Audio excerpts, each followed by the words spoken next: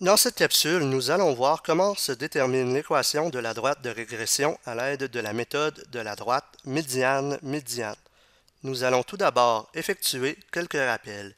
On définit la droite de régression comme étant celle qui s'ajuste le mieux à un nuage de points présentant une corrélation linéaire. Cette droite permet de faire les prévisions. On parle de corrélation linéaire lorsque les points dans un nuage ont tendance à s'aligner les uns avec les autres. Plus la tendance des points à s'aligner est forte, plus la corrélation linéaire est forte. La corrélation entre deux variables statistiques permet d'évaluer la force du lien de dépendance entre celles-ci. Par exemple, dans ce graphique, nous avons un nuage de points et la droite rouge correspond à la droite de régression. C'est cette droite qui s'ajuste le mieux au nuage de points bleus. Qui dit droite de régression dit automatiquement équation de cette droite. Il existe plusieurs façons de calculer l'équation d'une droite, en voici trois. On peut trouver l'équation à l'aide d'un outil technologique tel qu'une calculatrice à affichage graphique, une calculatrice scientifique ou encore un logiciel informatique. Il y a également deux méthodes simples à utiliser avec une feuille et un crayon. La première s'appelle la méthode de la droite médiane-médiane, c'est celle dont nous traitons ici. La seconde se nomme la méthode de la droite de Meyer. La méthode de la droite médiane-médiane présente deux avantages particuliers vis-à-vis la méthode de la droite de Meyer. Elle donne une meilleure approximation de l'équation de la droite de régression lorsque la distribution statistique présente beaucoup de données. De plus, elle est efficace lorsque la distribution présente des données aberrantes. Une donnée est dite aberrante lorsqu'elle est éloignée des autres données d'une distribution. Un exemple concret de données aberrantes serait lors d'une expérience en sciences. Il se pourrait qu'une donnée soit fausse due à une erreur de manipulation en laboratoire. Voyons étape par étape comment fonctionne cette méthode. La première étape consiste à ordonner en ordre croissant chacun des points x, y selon leur abscisse. Il est important de noter que si deux points ont la même abscisse, on les classe selon leur ordonnée respective. De plus, on classe vraiment les points sans les modifier, c'est-à-dire que l'on ne touche pas aux coordonnées. La deuxième étape consiste à séparer la distribution en trois groupes égaux, si possible. Si jamais on ne peut pas former trois groupes égaux, il faut absolument que le premier et le troisième groupe contiennent le même nombre de données. De plus, on minimise les écarts entre le nombre de données dans les groupes. Par exemple, si une distribution contient 25 données, nous pourrions avoir comme séparation 8, 9, 8 ou encore 9, 7, 9. On prendrait alors le premier découpage 8, 9, 8. Il y a moins un écart qui est grand dans cette situation, dans cette séparation, que dans l'autre découpage 9, 7, 9. Pour la troisième étape, il faut déterminer la médiane des abscisses et la médiane des ordonnées dans chacun des groupes. Dans chacun des groupes, les abscisses sont ordonnées de manière croissante. Il n'en est pas de même pour les ordonnées. Il faut donc les classer en ordre croissant dans chacun des groupes. Pour trouver la médiane, il suffit de prendre la donnée du milieu. Si aucune donnée n'est au milieu, on prend la moyenne des deux données du milieu comme médiane. En répétant le processus dans les trois groupes, on obtient trois couples que l'on appelle M1, M2 et M3. Il faut maintenant calculer les coordonnées d'un point appelé P.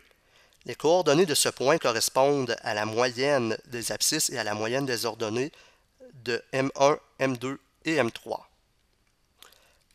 Pour la cinquième étape, on calcule le taux de variation entre les points M1 et M3. La formule du taux de variation se calcule comme étant A égale delta Y sur delta X, qui est égal à Y2 moins Y1 sur X2 moins X1. Il est important de constater que la droite qui nous intéresse sera parallèle à celle passant par M1 et M3, ainsi elle aura donc le taux de variation que nous venons de calculer à l'étape précédente. Toutefois, elle passera par le point P.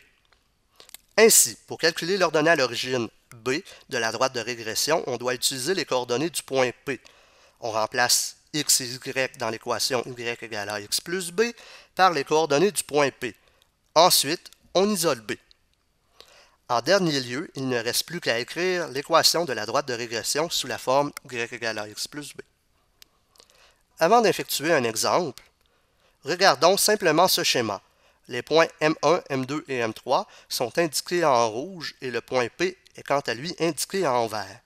La droite de régression est celle la plus foncée. On remarque qu'elle est parallèle à celle passant par M1 et M3, mais qu'elle passe par le point P. Nous pouvons donc maintenant effectuer un premier exemple complet. On veut déterminer l'équation de la droite de régression avec la méthode de la droite médiane-médiane. On connaît la distribution des notes d'un groupe à 2 examens de mathématiques. Le tableau suivant présente la distribution des notes.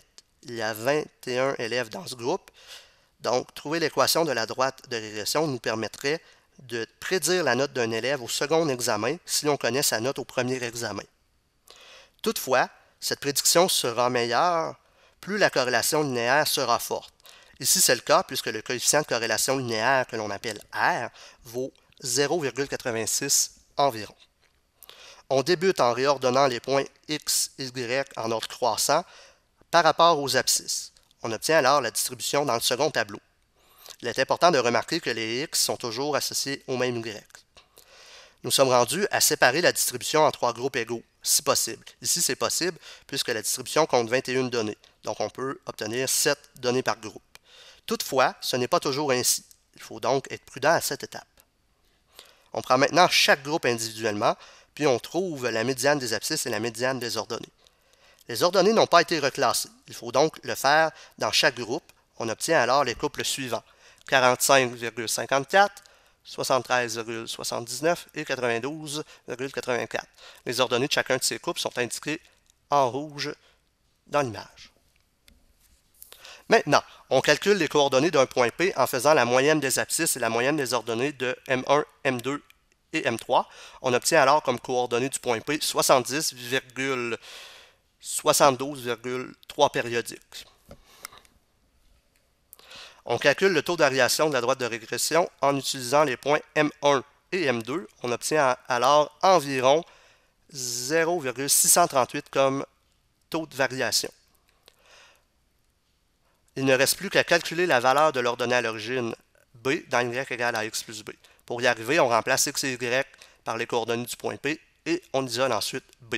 En faisant cela, on obtient que B vaut environ 27,64. Pour les fins du calcul, nous avons arrondi l'ordonnée du point P à 72,3. On aurait pu conserver les fractions, ça aurait donné peut-être un résultat meilleur. Donc, si on veut une approximation qui est encore meilleure, on peut conserver les fractions.